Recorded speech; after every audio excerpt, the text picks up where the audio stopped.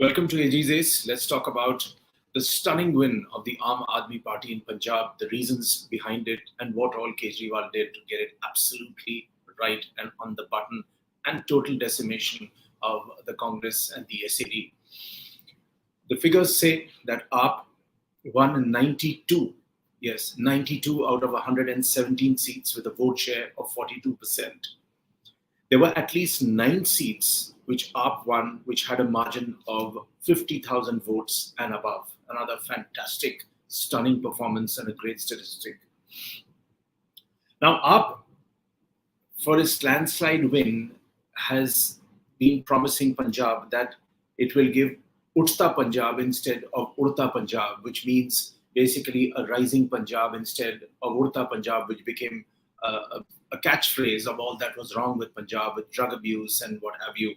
A movie was also made with the same name, Udta Punjab, and at that point in time, the Chief Minister of the Congress had taken serious umbrage. Now, AAP basically says that the win has come from the people. Kejriwal's pet lines were there in his celebratory speech, and he always makes it a point to say that he doesn't know politics, but he does know how to construct schools and medical colleges, and that is his strong point. And that is exactly what the voter in Punjab wanted to hear. They needed a breath of fresh air, which Kejriwal gave them. Of course, we have to remember that Kejriwal got the chance due to the vicious internal squabbling of the Congress. First, Navjot Singh Sidhu, the way he got after Captain Amrinder Singh and had him removed. Of course, he said that it had nothing to do with his own campaign against Captain Amrinder Singh, and there was nothing personal. But the fact did remain that Captain Amrinder Singh was floundering. He was seen as being pro-SAD. He was also seen as listening to none other than Amit Shah, and that point was also highlighted later in the campaign by none other than Priyanka Gandhi Vadra. So that was wicket number 1. And when Channi came in, Navjot Singh Sidhu wasn't happy at all. I listened to quite a few of his interviews, watched him closely. He was always irate, and he kept wondering, well, he himself is God's gift to politics, like he believed that he was God's gift to cricket. So why should he be denied the main plum post? So between him and Channi, there was always an uneasy relationship. And as the head of the Punjab state unit, Sidhu kept saying that he would have a main say in the distribution of tickets. Poor Channi had to even touch his feet at a point in time to show absolute solidarity and respect, but it was never enough. The Shiromani Akali Dal had completely lost the plot. It is a pale shadow of what it was, riddled with allegations of corruption and what have you. It just perished, and both the Badals lost their seat. Channi lost both his seats. He had been given the chance of contesting from 2 seats. He lost. Sidhu himself lost, but that is another story. Let's stick to AAP. What did the AAP do which was right? They announced a Sikh face as CM, and it was that of Bhagwant Mann, who was a former comedian, who was a satirist. Of course, there were a couple of clips of his supposedly in an inebriated condition in the past, so there were these attacks on him. But Bhagwant Mann had a couple of good things going, that he understood the politics and of the soil. He was a son of the soil himself, and that really helped him.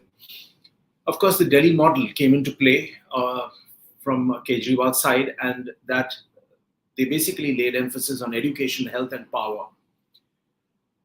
If you remember, the AAP had secured 20 out of the 117 seats in Punjab in 2017, and it trailed far behind the Congress, which had then 177 seats.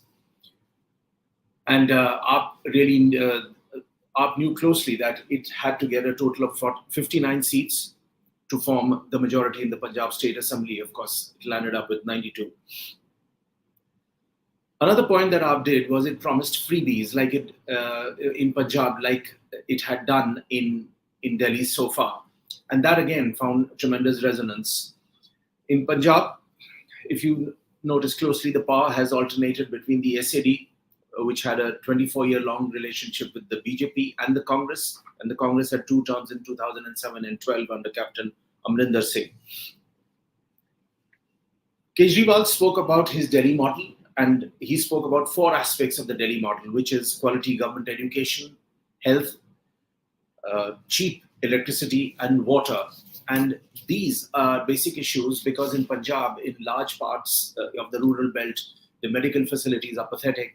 You have to walk long distances.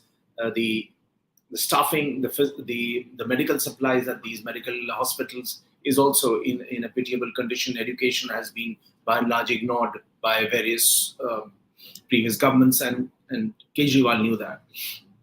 He was supported by youth and women voters. He also promised to deposit a sum of 1,000 rupees per month into the accounts of women in Punjab. Bhagwant Mann, as I said, as the CM face, meant a son of the soil would be the leader.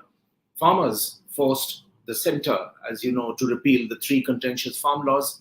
And these farmers dominating the Malwa region played a very important hand because there are 69 assembly seats in that entire region, and that also became a major turning point.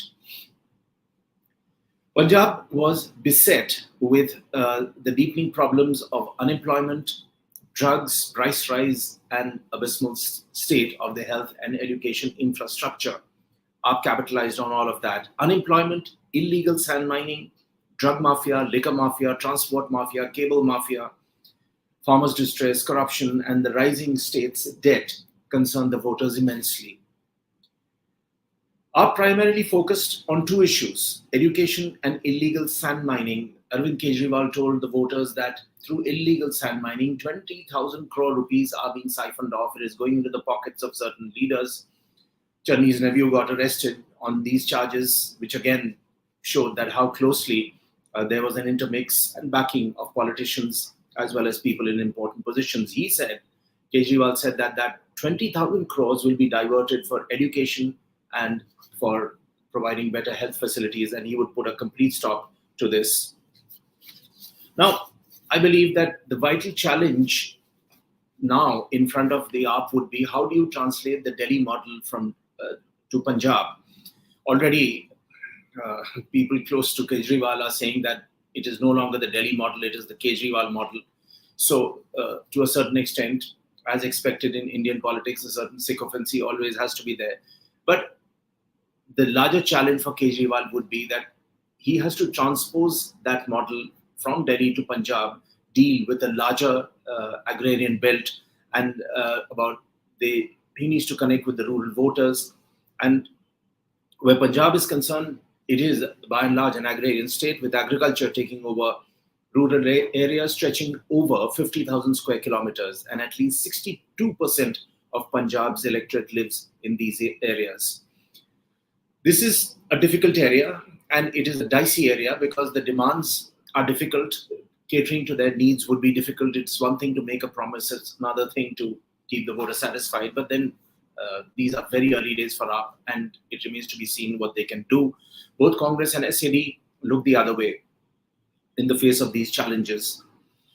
Where Bhagwant Mann is concerned, the gentleman has a checkered background, and he's a 2-term and sitting MP from Sangrur parliamentary constituency.